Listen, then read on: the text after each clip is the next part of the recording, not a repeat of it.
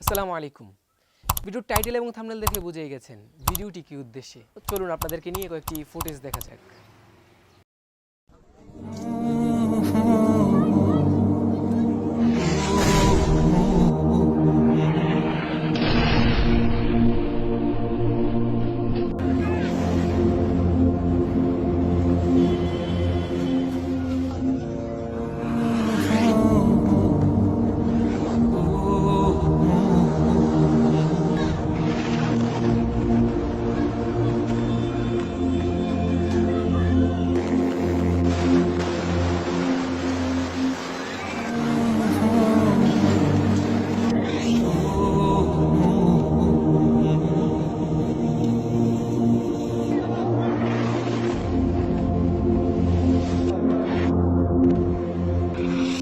বন্ধুরা, এতক্ষণ যাবত যে ফুটেজগুলো দেখলেন, এই হলো ফিলিস্তিনের বর্তমান অবস্থা, গাজার বর্তমান অবস্থা।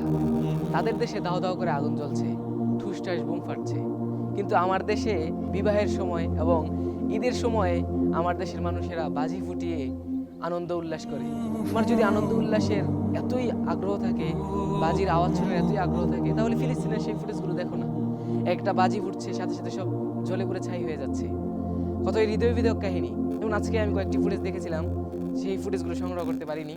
যেমন ছোট ছোট বাচ্চারা গাছের যেই পাতাগুলো আছে বা ঘাস, এগুলো ছিঁড়ে ছিঁড়ে শুকনো রুটির মাঝে পেঁচিয়ে তারপর এগুলো খাচ্ছে। এগুলো হলো ফিলিস্তিনের বর্তমান অবস্থা।